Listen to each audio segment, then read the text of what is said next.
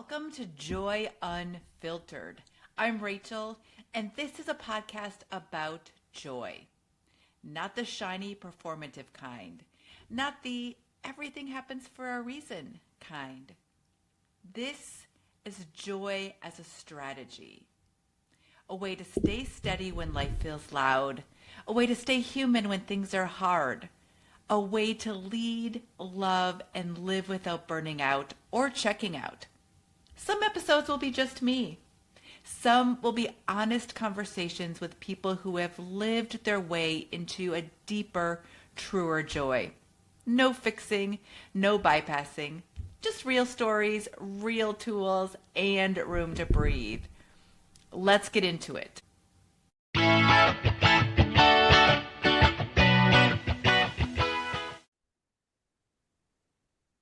Welcome to another edition of Joy Unfiltered. I am Rachel. So glad that you have joined us today. And you are in for a huge treat, especially those who have been thinking about writing a book. For those of you who know my story, I am just coming out with one. It's at the printer right now. So you've been kind of following along with some of that. So I have been where you are. And if I had had someone like Dinah, maybe things would have been a little easier. So before I actually get her on, let me read a little bit about her. So Dinah LaPrairie is a certified book coach who helps everyday experts turn their lived and professional experience into big-hearted books. She supports nonfiction and memoir writers who want to share their wisdom, spark change, or leave a lasting legacy. With a reader-centered approach and a deep editorial experience, Dinah helps writers clarify their message, shape their structure, and stay accountable. That is probably the biggest thing for most people, I'm sure, and Dinah can tell us a little bit more about that, but stay accountable from first draft to final plan. So welcome, Dinah. I'm so excited that you are here. Oh, I'm glad I'm glad I'm here too. Thank you. Yes, and we are recording this on a Friday, and I didn't even ask where are you today? I'm in northeastern Ontario in Canada, in Beautiful. the snowy landscape outside of Greater Sudbury. All right. Well, I am in Minnesota for those of you who don't know, and so I'm also in the snow, although I was Yeah. commenting and I don't know how this translates from Fahrenheit to Celsius, but we are finally above freezing. So, yay, we have been below It's been freezing. cold. Oh, Mm. so cold this winter, so cold Yeah. this winter. But that is another reason why we should be all cozying up with a bunch of books, right? So I would love to just know a little bit more about maybe like a little bit about your origin story. So a little bit about your history and then how you came into being a book coach. Yeah. I've always been a reader from my earliest days. And I studied literature in university. And as I came out of that, I used to be the kid who would like try and pull apart the books to see how they were made and figure it out. Like, how did they actually make this? And while I was in university, there was the university press was on campus, and I worked in the coffee shop up above them. And the editors would come up for coffee, and I'd ask them questions. And finally, I said, "Well, can I come see like what you do?" And they're like, "Yeah." So I ended up volunteering for the university press, and until they gave me a job. Love that. And yeah, I got to sit with one of their longtime editors, and I just sat across the desk from her. She'd give me work to do, all the stuff she didn't want to do. I got to proofread the indexes of the books or go photocopy things. Um, and I moved into after school was done, I looked for jobs in publishing. I wasn't in the right city for it. I wasn't in Toronto or New York, but I did end up in magazine publishing. And for over 20 years, I was in magazines, and it was really fun and really cool. But part of that, one of the magazines I worked on was in a mental health organization, a community mental health organization that was run by and for peers, people living with uh, mental health challenges or mental illness. And I got to sit with people and work with them on their memoirs for many, Mm. many years. So not only was I managing the magazine and all the submissions coming in, people's true life stories, their essays, their poetry, I got to sit side by side with folks, my peers, and work with them on telling their stories.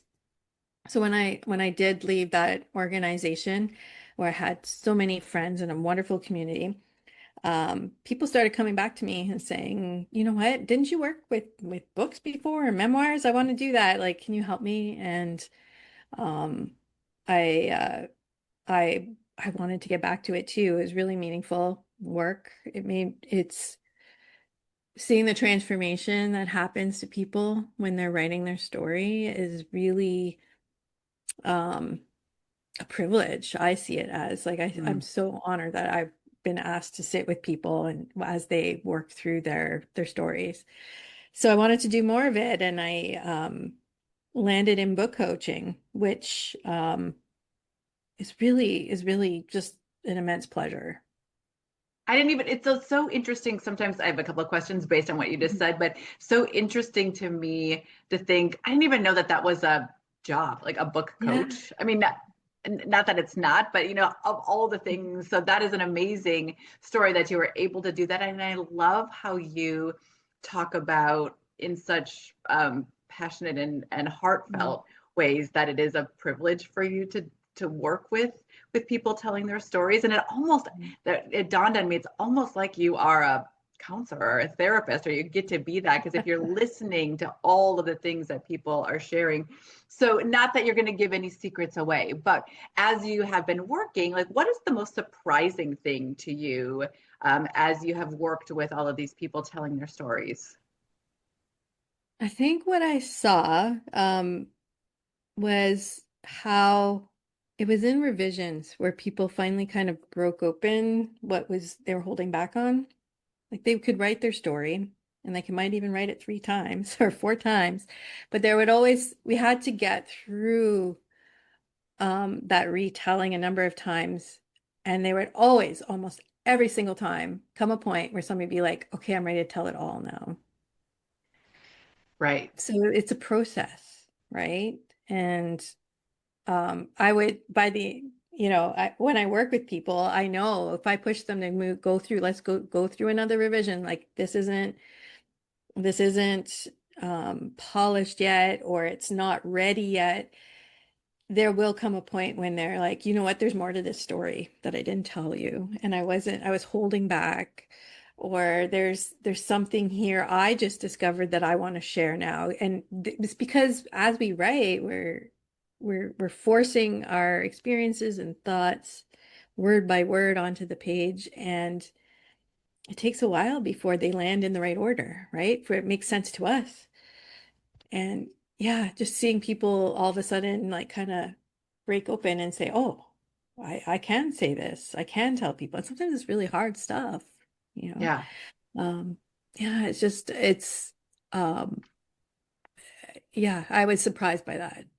Yeah, I love that. And I love that you have, I mean, it is then like that they're going through counseling sessions because you're continuing to ask the deeper questions, reflect back, Mhm. and be that mirror for them as they are telling their stories. So, Yeah. what a beautiful gift. So it seems like you have that energy to be able to do that, but then you have this technical skill on the other side of helping them craft language. And so, are you also doing that piece of it? So they're telling you their story, and then you are going through and doing the fine tooth comb editing and helping them with that, or what's that, what is that Yeah, process so look I, like? I I can come in at different parts of the process. So earlier I was coming in as the editor. I was coming in working with the language and the structures. But then when I heard about book coaching, I saw um, that I could come in earlier, and we could when I came in with at the editing process later, or any editor came in later, the book would be so much more powerful Mm, already, right? yes. Because we'd answered a lot of the foundational questions about why are you telling this story and what is it, why you, Right. and what now? These are really important questions. So I do come in, I do give my clients editorial feedback as they're writing, their first draft or second. But there does come a point, if I'm working with them as a book coach, I do recommend they work with an editor afterwards Sure. because I become really close too, you know. And then it's hard So to edit, right? Because it's hard to edit your own stuff. But I can see the beauty, Dinah, in what you are doing, and even in reflection of, because I didn't work with a book coach, I certainly worked with an editor. But now thinking through, I'm like, oh, even though mine is just coming out, thinking about, oh, how much more. So maybe the second book, right? the But next one. how that would be a really powerful process for me as an author, or for anybody as an author. So again, as people that are listening to this, thinking about going through your story or going through their own stories, what a powerful experience that would be. And Mhm. honestly, not even for the book itself, but just for the experience of having someone help you tell your story. So Yeah, and it's the sounding board. And I know I'm somebody who needs a sounding board for ideas.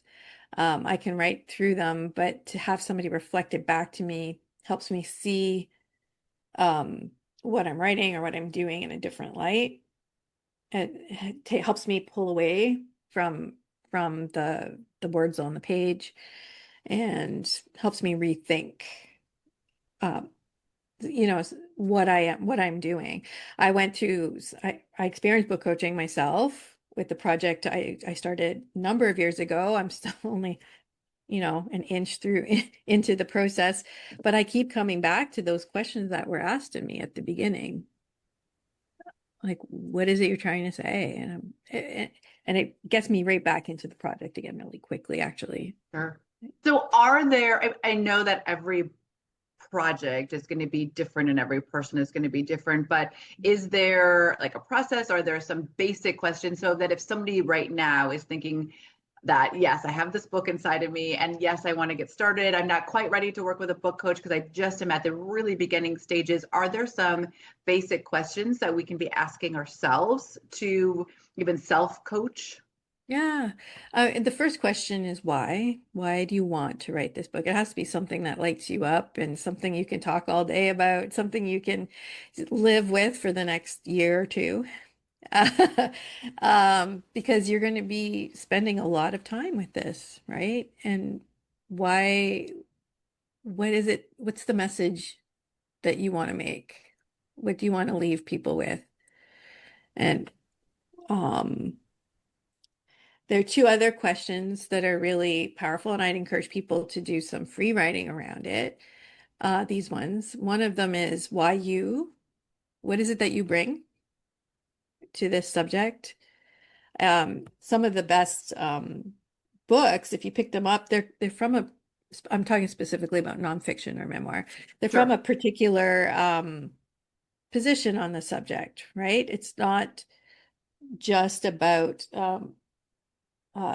Let's say you're writing about um, death or marriage Sure. or something like a big topic like that. But why is it that you are going to tell this story? And what is your particular experience and knowledge bring to this subject? And what's the worldview that you're coming at this subject with? It's going to be different for you than any other author. And if you identify that, then when somebody's standing in front of the bookshelf at the store or browsing the Amazon listings, they're going to be looking for a particular voice that resonates with them. And if you've identified why you are going to tell this story and what um, position you take on the subject, you're going to be able to communicate that much more clearly with your reader. The other question is why now? What's what's um, what's connecting your book to what's going on in the world right now? Mhm. It doesn't have to be explicit. Like if you write it, are you writing about joy? Yes. There's Yeah. Yeah. there's That's my there's book. there, My book. Yes. the answer to why now for you might be Right. that we really need some joy in the world, right? We're looking at the Yes. headlines and it's really distressing and it's hard. And but how can we connect to that other part of the human experience Right. and how will that help us get through these dark times, right? Ugh. Yes. Yeah, no, so it's interesting, and I'm reflecting about my process. So just to give an example, and then perhaps you can tell me was I right or wrong. But I had tried to write a book for, I don't know, 5 or 6 or 7 years, and I was a wellness coach, and so I was getting to this. Oh, I'm going to say something about wellness, and I would start writing, and I'm like, everybody else is doing this. And I think I got to like, why me? Like, I'm not special about that. And then when it clarified in my mind that no, it's not about wellness, it's about joy, and joy being the strategy, it flowed. Right. It just Yeah. like was like, oh, yes. And it answered. And so those questions, I might not have gone through that explicit thing. So your three questions were why, right? Why you and why Mhm. now? But all of those things then just clicked into place. And so if people are struggling, in my experience was I was struggling because I didn't answer those questions, or those questions weren't really clarified.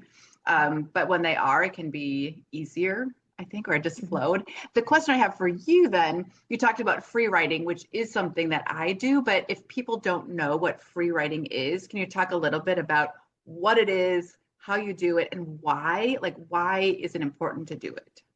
Yeah. It's free writing is really picking up your pen or opening up your laptop and opening up Microsoft Word or Google Docs and focusing on the top like a general topic or subject and just writing. Like, don't censor yourself. Just give yourself time to get your ideas out on the page. And some of it might be garbage, sure, like toss it out later. But within it, you're likely going to find one idea or maybe a pattern that comes up, some ideas that you hadn't explored yet. And it is that the amazing thing about writing is you're putting logic to thoughts that you haven't really forced into logic yet, right? Writing is very there is a formula to it. We are following grammar, right? And we're having to take all these unwieldy ideas and force them into sentences and paragraphs and words. And that's why writing is also recursive, right? And why you maybe didn't find um, the right subject right away, because writing does get you to that point where your ideas are firming up. So it starts with Mm-hmm. the loose writing, often the loose writing, the free writing, and then that's going to take you, into this cycle where your thoughts get ironed out and you start your ideas become more concrete. Yeah, it's a nice thing because you want to work with some structure, right? You like the an outline's really, really helpful, but within that process too, the loose process, the loose free writing can be really, really helpful within those boundaries as well. Yeah. So I first learned about free writing from reading, and I'm not going to remember the author's name, but The Artist Way. Yes, Love yes, that. So I started doing, and maybe it sounds like you've read it as well, but just like those 3 pages of free writing in the morning. So it didn't even start as part of a book for me, or even thinking about a book. It was starting just as free writing during part of my journaling and gratitude process in the morning. So for me, then free writing became a structured thing that I developed a habit around.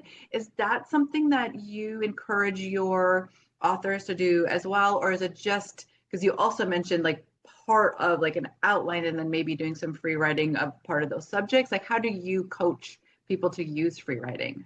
yeah. I mean, it depends on the person. I've had some clients come to me and they're like, "Here's my outline. I'm going to write a chapter a week," and they are, have the right personality for it, and they go for it, and that works for them. Other people need more time to, maybe their ideas aren't tested yet, and they need more time um, to think through the ideas, and that's where, say, free writing might come into play. Or I might encourage them, okay, let's try, let's, write this section, let's see what happens, and I'll give you some feedback. And we pull out, you pull out the nuggets.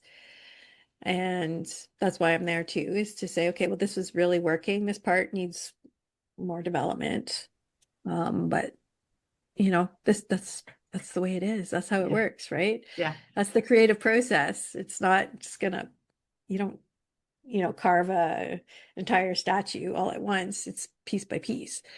And you Yes. know. Yeah. No, I love that. And for me, the whole free writing, and then I'll move on from this, but the whole free writing piece just was almost this spiritual, it got to be this spiritual thing where I would just start writing and then all of a sudden I would be like, I didn't even know I had that idea. So clearly, I think that there was some, I do talk about that there was some divine like writing helping me figure that out too. So for me, that was very freeing in that. And I always did my free writing with a, well, I use pencils, but with a pencil and paper or pen and paper. Do you encourage or does it matter? I don't, the science behind if we're doing it actually writing or typing, is there a difference or is that an individual preference? I think it's an individual preference, but I think when you're getting stuck, switching it up, like switching your environment, switching your tools, that's a really great way to change up your writing, right? If you're struggling, then maybe you're doing it in a different room, or maybe you're putting down the laptop and hand writing it. Maybe you're drawing it out. Like I'm a diagrammer. Mm, Even yesterday, I was like trying to get my ideas out on the page, and I have to draw it out to organize my thoughts. So, sometimes we need to take the time to switch up what we're doing to unlock, you know, get out of the patterns and the habits that are holding us back. that is really good advice. Thinking about, I mean, even just thinking about all the times that I wrote, and I was almost in the same spot for most of the time. But you're right. Sometimes, and maybe unconsciously, I just went someplace else, and maybe that did help me. So yeah, I'll have to think about Yeah. that for the next book. So um, touchy subject, I suppose, but let's talk a little bit about AI and how that Okay. is helping. I don't know if it's touchy or not, but certainly it's reality, and we're living Mhm. in this world of that. How can it be helpful? Or how do you coach your authors to either use it or not use it, or what do you Yeah. think?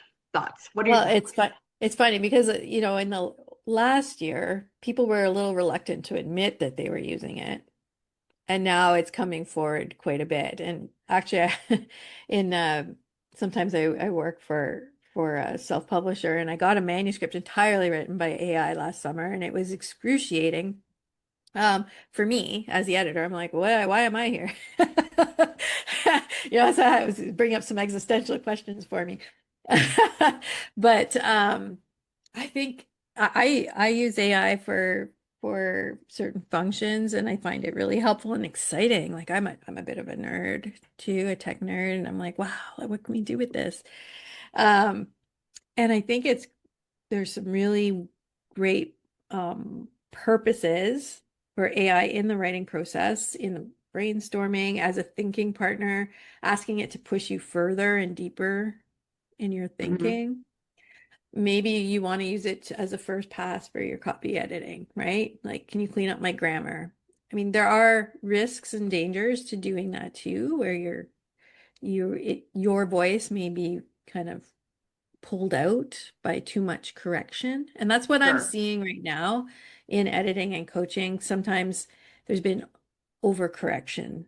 People are running it through AI and it's removing their voice. You're seeing a lot of the repetitive sentence structures and words.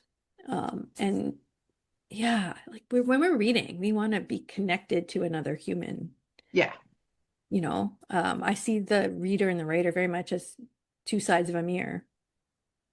And um, so how I'm seeing AI right now is if you're going to use it in your writing, I suggest about like taking time to evaluate investigating your values around it, because there are some ethical issues. A lot of the tools right now are based on books that were scraped and not, authors wrote books and all their work was dumped into some big vat of data.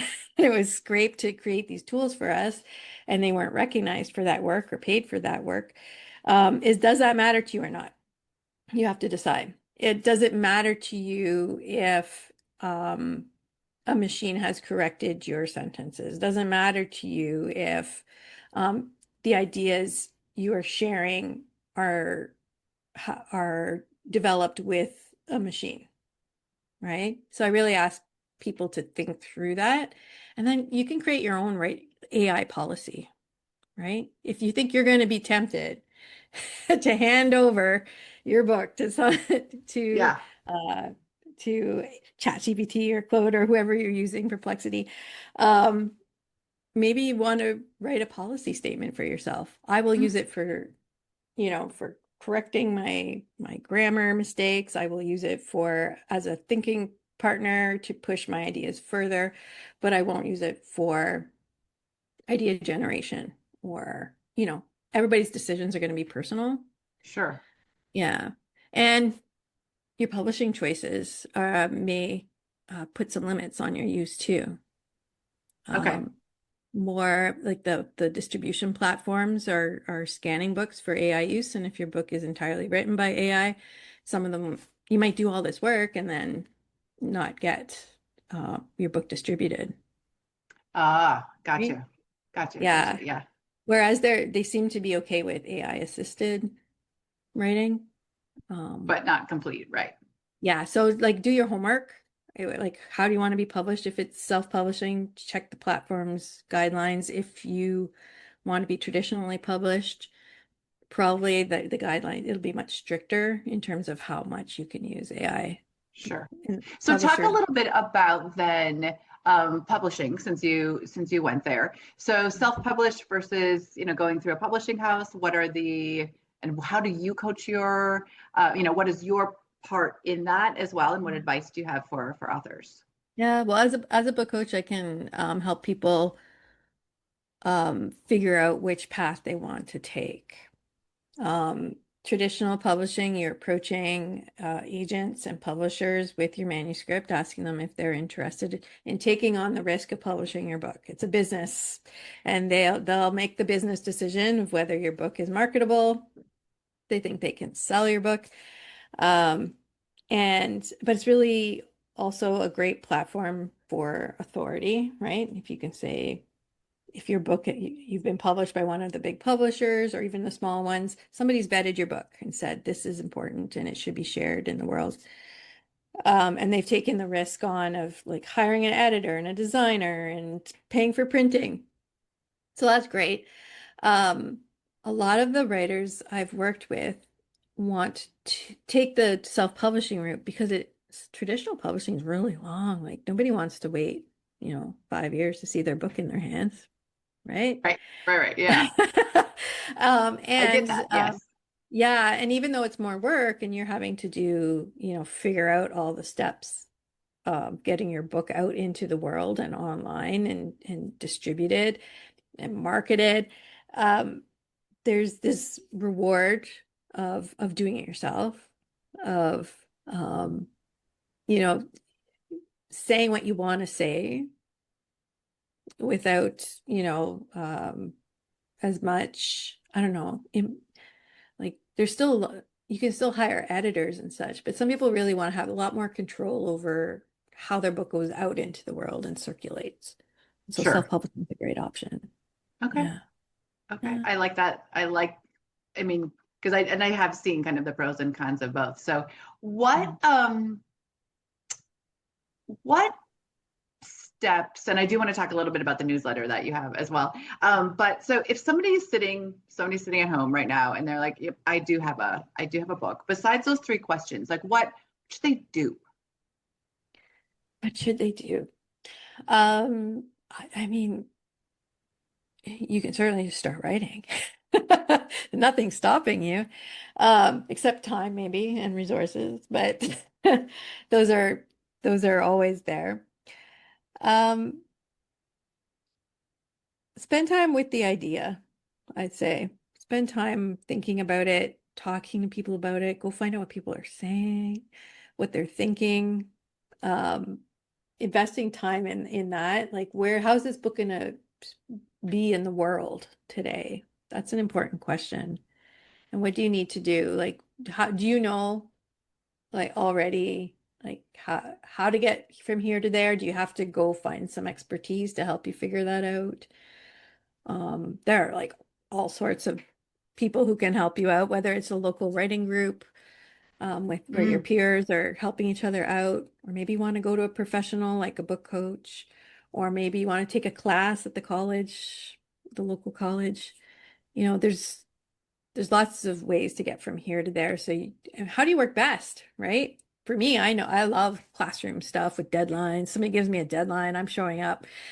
But for other people, that's just an immediate turn off, right? So you have to know right. yourself really well. This is a big project, right? It's a big project, as you know. Yes. So think about how you've encountered big projects in your life, like when you planned your wedding or when you had a big project at work. Like what felt good, what really helped you move forward, what stopped you, how can you put things in place right now to feel good about this big project? I love that. And I think that it's really interesting as well, because I think most people, or I'm not going to assume I thought about writing as such a solo effort, but you even talked about already, like go to a class or join a Mhm. book writing group or things. So it doesn't necessarily, yes, there is a lot of solo-ness in book writing, but it doesn't have to be a solo, the whole journey does not have to be a solo process. So No, and love like maybe thinking about like who you are and finding then if you're an extrovert, like you don't just have to sit in a room by yourself for the next year and write a book, right? no. No, and I have co-writing sessions that I with in an online community I've set up because I'm the sort of person who needs somebody else to show up for. I know that. So I've created this, container where other people can show up and write with me, well, silently. And I know people do that here in my city too. On Wednesday mornings, they meet at the coffee shop and they all quietly work together at the same time. Yeah, it can be solo, but if that's not what you need and if that's not how you show up for things, then create that or um join those other modes, right? Right, because you can be, yeah, so you're solo with, but with other people. With is my word for 2026. So yeah, so doing it with that's amazing. So let's talk then about a little bit about some of the things that you have created. So you said you created, so I'd love to know a little bit more about the groups that you created. You also said that you have a newsletter called Three Small Items of Great Delight, which again I love because all about joy. So talk about some of the things that you have created outside of just, doing not just, but outside of the book coaching. What are the other resources that you offer? I have an online writing community called Writing What's Possible. It's for nonfiction and memoir writers who are writing in the middle of full lives. We all um, struggle to fit in our big passion projects in our lives. And it's for people who need, a place and a space to say, yes, I'm committed to this project. I'm committed to writing. I'm committed to getting my book out into the world. And um, so I've set up co-working sessions, weekly co-working sessions where people can come and write together, co-writing.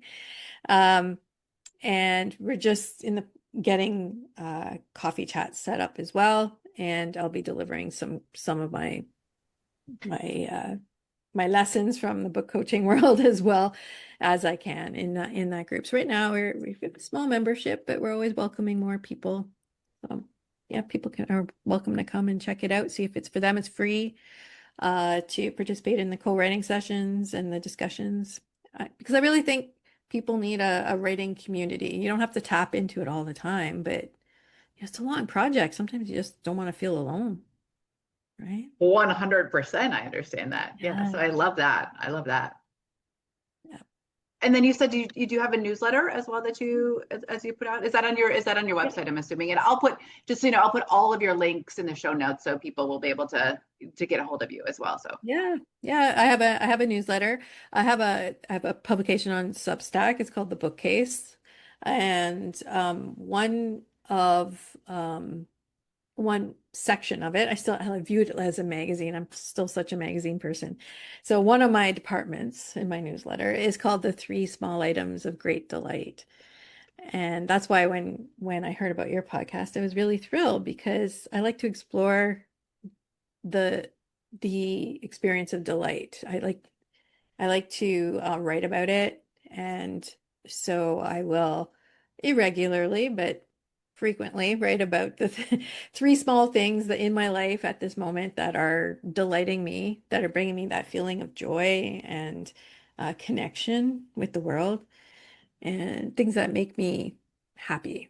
Because, we don't always recognize that. And it leads us in, it's my way of expressing myself and coming into creative practice as well by being mindful and noticing where delight happens. I love that. And I'm assuming you've read Ross Gay. Have you read Ross Gay's No, book about inciting delight? yeah. No, inciting joy, I think. I think it's three books, right?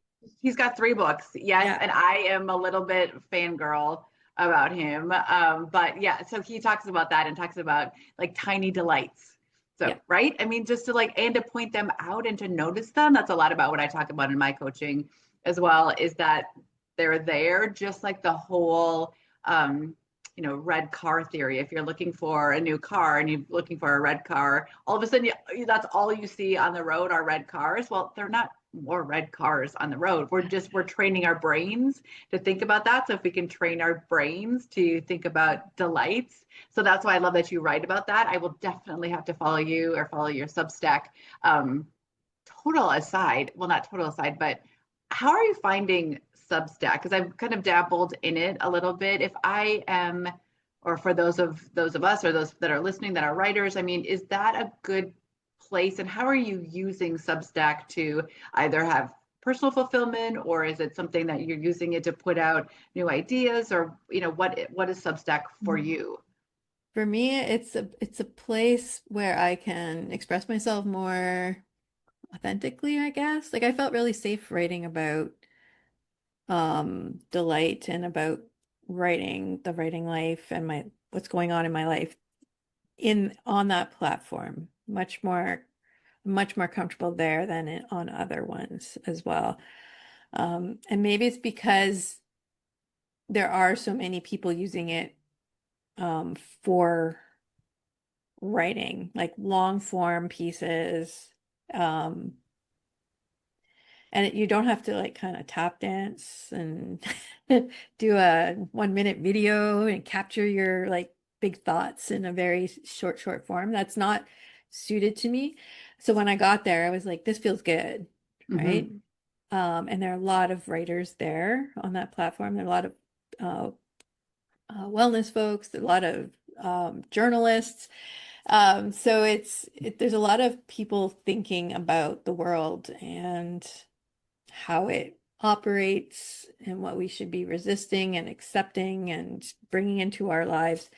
And I follow a lot of great writers who share amazing advice as well. And yeah, I really like it. And some people are also using it to create their their writing lives, right? And I know another coach, she sets up her co-writing sessions through Substack as part of a paid membership.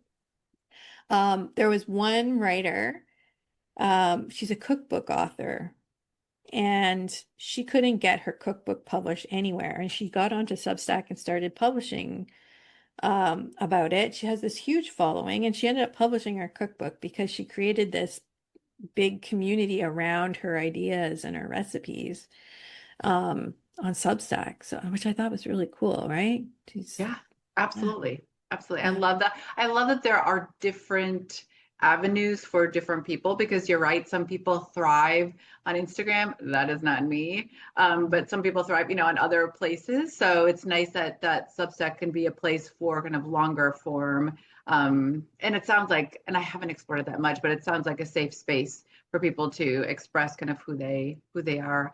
Um, yeah, so that's awesome.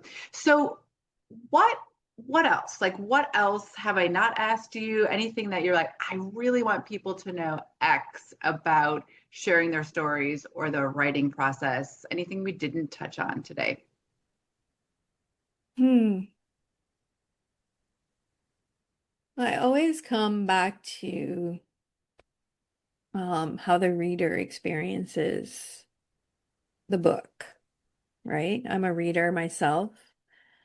And what a joy it is to be reading and to find a book that just speaks to you, like speaks right to your heart and to your mind or lights you up. And, there are people out there just as unique as you are who are looking for they're looking to be matched with another unique voice, right? Why not you? Why not you? Why couldn't it be your voice?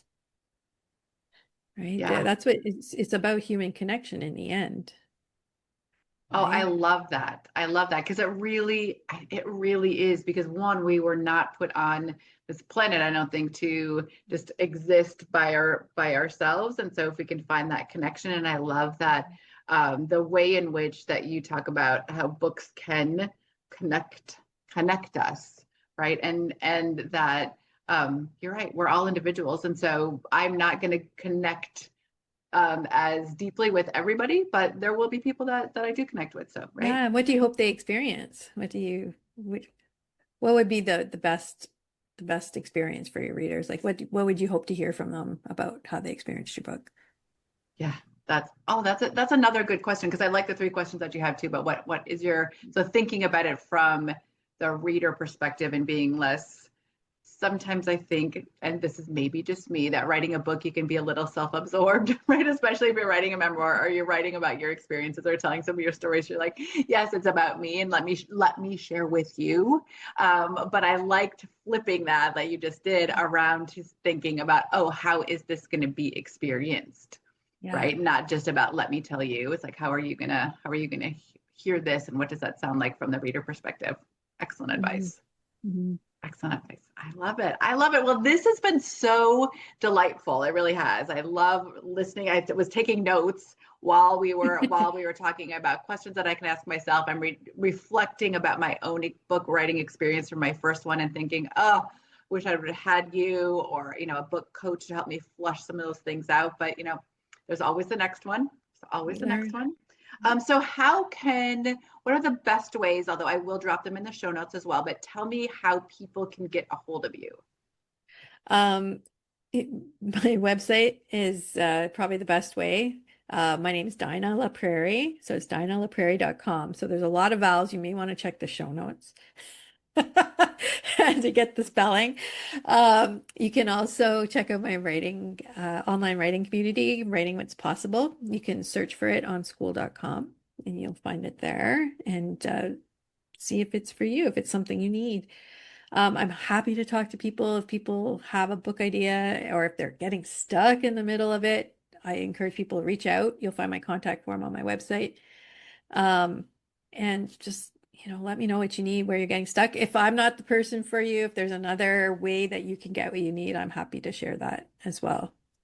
Oh, that is beautiful. That's beautiful. And I really appreciate the time that we spent today. So thank you for taking the time out of your day to talk to me, to talk to us about the book writing process and educating me even about the fact that a book coach is different than an editor and is somebody that we probably all need. If you have a book inside of you, reach out to Dinah. Like I said, I will put all of that information in my show notes.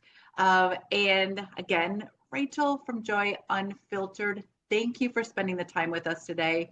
Remember, from my heart to yours, I am celebrating you today and every day. So have fun, live well, enjoy.